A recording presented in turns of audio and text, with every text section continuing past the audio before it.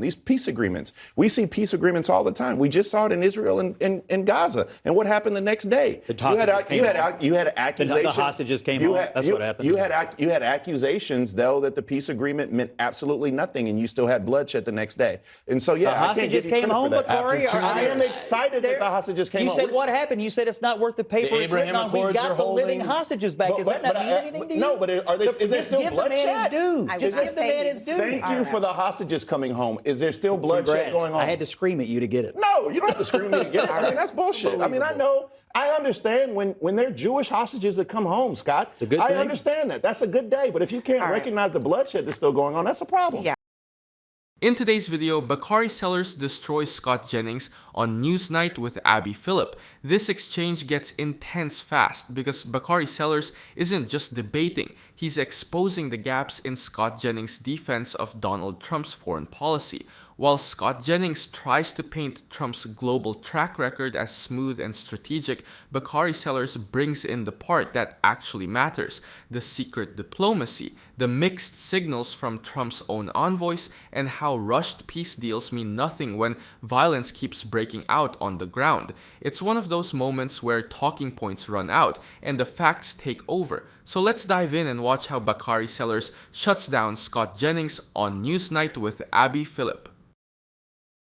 There are some hopeful signs tonight of progress in an American-led peace deal between Russia and Ukraine, but still a long way to go on that. And now, a look inside of those talks. Bloomberg is reporting about calls from Trump's envoy, Steve Witkoff, to the Russians, coaching them, apparently, on how to talk to Trump. The White House is defending Witkoff and the conversations from backlash, including from some Republicans. Congressman Brian Fitzpatrick is one critic of this strategy. Quote, "This is a major problem, and one of the many reasons why these ridiculous sideshows and secret meetings need to stop. Allow Marco Rubio to do his job in a fair manner." And Republican Senator Rand Paul went even further than that, predicting the end of MAGA if Trump were to do two things.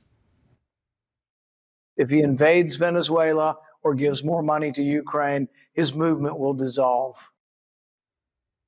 That is a pretty bold statement, Scott. I mean, he's suggesting that Trump is kind of on the verge of flip-flopping on some things. And Ukraine is probably a fair one. I know you don't think that Venezuela is a problem for him, but Ukraine, he kind of ran on getting us out of being entangled in that conflict, in addition to getting us out of this war in 24 hours, which he didn't do. Well, yes, and the way to get us out of it is to get a peace agreement. I mean, and get the Europeans more involved in it. I mean, that's the whole project here, that he's got his diplomats in Geneva. He's talking to the Russians. He's talking to the Ukrainians. They're trying to end the war.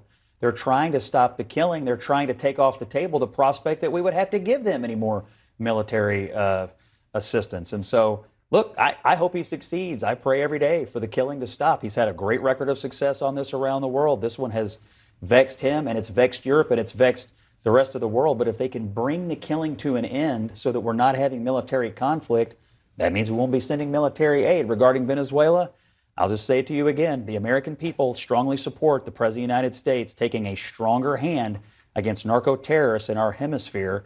And I know Senator Paul and the President have a difference of opinion on how to engage at the foreign policy level, but on doing the drug control in our own hemisphere, the President's got popular support. There are 2 points. The first is, I think that I agree with Brian Fitzpatrick on this note, because Marco Rubio is by far the most talented person in Donald Trump's cabinet. Okay, the bar may be in hell, but Marco Rubio is still extremely talented. And you can't neuter him. You have to allow him to do his job. You have to allow the Secretary of State to go out and do the yeoman's work. And by sending people out to undercut him, and one of the major questions I have about the Trump administration is why are they leaked so much? I mean, even in the first Trump years, you had so many leaks coming out about confidential conversations.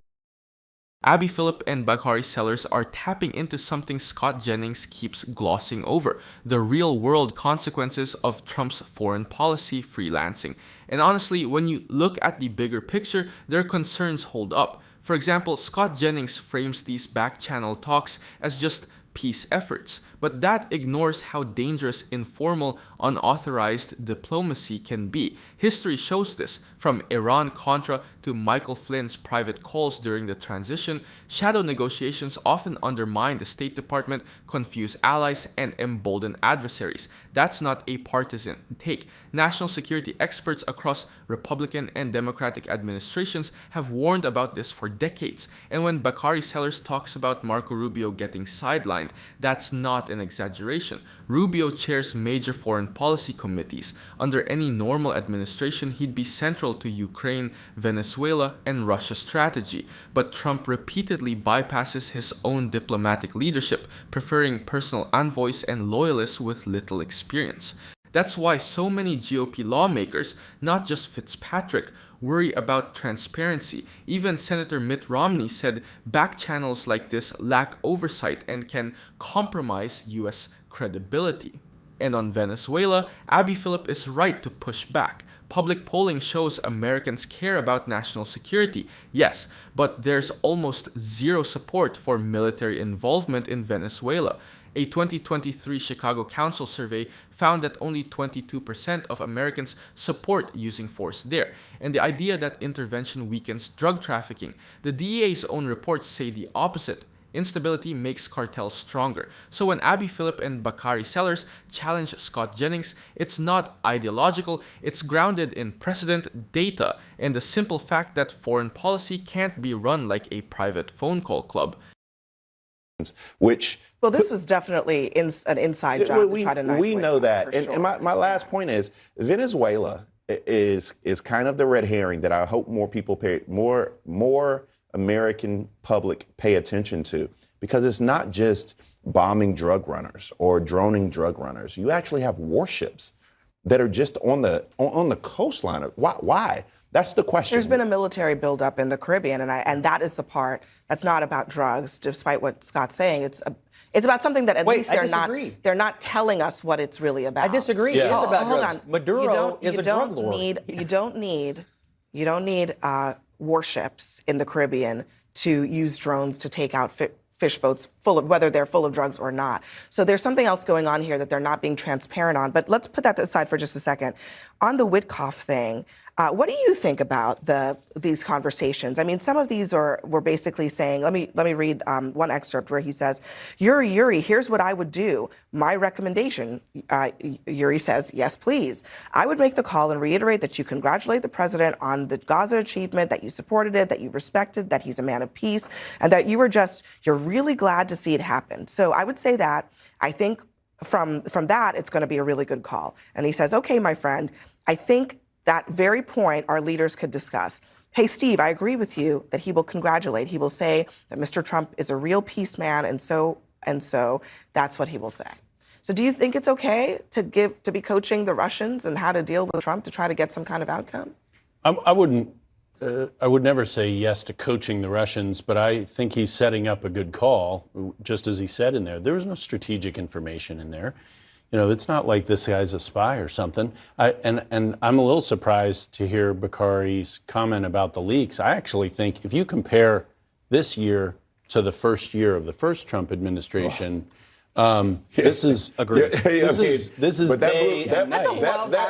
that blew the. You're right. I got to give you right. There were 1.2 million leaks in the first one. There are 900,000 in this one. I just don't, by White House standards, I don't think that this Trump But administration has been leaking. I just feel like Witkoff has been a target for a while, and people know he has a relationship with Trump, and he's been useful and effective. I say that from an American standpoint in the Middle East. And Do you think it's a problem that he and Rubio are kind of supposedly doing the same job? I mean, they seem to be kind of on top of each other in this situation. So I think this is just part of the Trump management style, and it isn't traditional, and he uses other folks to do jobs. I can tell you when I was at DHS, when I was in the Oval Office, I'd end up in conversations on a lot of widely disparate subjects. And that's part of how he manages. It has strengths and it has weaknesses. But I will say, in the record of achieving peace, there isn't a human being on planet Earth who has gotten more peace agreements than Donald Trump. Watching this exchange, it's pretty clear why Bakari Sellers and Abby Phillip are raising red flags. Because when you zoom out and look at the broader foreign policy pattern, the concerns they're pointing to are backed by real evidence. Ken Cuccinelli keeps brushing off the significance of back-channel coaching and military escalation, but history shows these things are rarely as harmless as he makes them sound. Take the Venezuela conversation. The idea that this is just about drug runners doesn't hold up. Multiple Pentagon officials, including some under the Trump administration, have publicly stated that large-scale naval deployments are almost never used for narcotics operations alone. U.S. Southern Command's own briefings show that the majority of counter-narcotics missions involve small aircraft and Coast Guard cutters, not warships parked off a nation's coastline. When you escalate to a military buildup, it signals preparations for political pressure or strategic leverage, not routine drug enforcement. And then there's the issue of unauthorized diplomacy. Ken Cuccinelli calls it just setting up a good call. But this is exactly how foreign policy confusion starts. We've already seen what happens when unofficial actors try to influence adversarial governments. Think of Rudy Giuliani's Ukraine shadow diplomacy in 2019, which triggered bipartisan criticism and even national security warnings. Even Republican foreign policy veterans like John Bolton and H.R. McMaster have said that back-channel flattery to Russia is dangerous because it gives Moscow an opening to manipulate US decision makers. And as for the claim that Donald Trump has the greatest record of peace agreements, that sounds good, but the data doesn't support it. Many of the peace deals cited were symbolic, short-term, or fell apart quickly, like the Taliban deal, which collapsed almost immediately. Meanwhile, conflicts in places like Gaza and Ukraine intensified during and after his term. So Bakari Sellers and Abby Phillip aren't nitpicking. They're pointing out real patterns backed by real-world examples that deserve scrutiny. And, the number, of course, he needs to get the Peace Prize that he wants is one more than he ever gets. He's never going to get it. But I do think there are big reasons why. I do think that you're threatening soldiers in Nigeria. You're threatening. Let's talk about what Abby had talked about. I mean, like there's warships in the Caribbean. Why the warships in the Caribbean. That's a hell of a lot of leverage if you're Maduro. And we can all talk about whether in American cities. There are a lot of reasons you're not getting a peace agreement. Well, he's gotten more all around the world, and you can't meet my challenge. You can't name anybody who's gotten more peace agreements signed around the world. A peace agreement, you know this as Attorney General. Sometimes when you wrote an Attorney General opinion, when you were Attorney General of Virginia, they meant nothing more than the paper they were written on. These peace agreements, we see peace agreements all the time. We just saw it in Israel and Gaza. And what happened the next day? You had accusations. The hostages came home. That's what happened. You had accusations, though, that the peace agreement meant absolutely nothing, and you still had bloodshed the next day. And so, the hostages came home, Bakari. I am excited that the hostages came home. You said what happened? You said it's not worth the paper it's written on. We got the living hostages back. Does that not mean anything to you? No, but is there still bloodshed? Just give the man his due. Thank you for the hostages coming home. Is there still bloodshed going on? I had to scream at you to get it. No, you don't have to scream at me to get it. That's bullshit. I understand when they're Jewish hostages that come home, Scott. It's a good thing. I understand that. That's a good day. But if you can't recognize the bloodshed that's still going on, that's a problem. Yeah, we do know hundreds of people have still been killed in Gaza after that peace deal was signed. So there's a long way to go there as well. Next for us. It's easy to see why Bakari Sellers keeps pushing back, because the idea that Donald Trump is some unmatched global peacemaker just doesn't hold up when you actually look at the data and outcomes. Ken Cuccinelli and Scott Jennings keep pointing to the number of agreements signed, but the real measure of peace is whether those agreements last, prevent bloodshed, and reduce instability. And on that front, the record tells a very different story.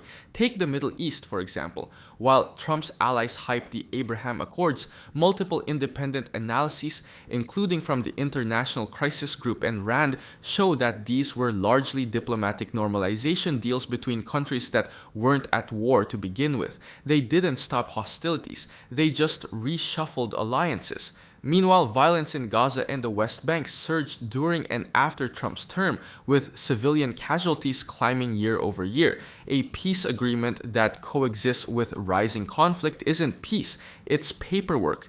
Then there's the claim about bringing hostages home. Yes, hostage releases matter, but historically, US administrations have secured releases without escalating regional tensions or undermining long-term stability. During Obama's term, for example, Americans were released from Iran without triggering a military buildup or provoking immediate retaliatory violence. Peace isn't just about isolated wins, it's about lasting security, and Trump's deals consistently failed that test. And the idea that warships off the coast of Venezuela or threats toward US troops in Africa somehow signal peace strategy goes against decades of US foreign policy precedent. Military posturing increases the risk of escalation. That's not opinion. That's documented repeatedly by the Pentagon and the State Department under both Republican and Democratic administrations. So Bakari's frustration is justified. If the goal is real peace, not headlines, not photo ops, then you have to look at results, not slogans. Pause. Are you getting tired of getting half the story from biased news sources? One outlet says one thing and another says the complete opposite. How are you supposed to know what's actually true? That's where ground news comes in. It lets you compare how different media outlets, left, right, and center are covering the same story. So you can see the full picture instead of just the echo chamber. And here's the best part. Click the link in the description and get 40% off the Vantage tier, which gives you even deeper insights into media bias and political trends. Stay informed, think for yourself, and check out Ground News in the description down below.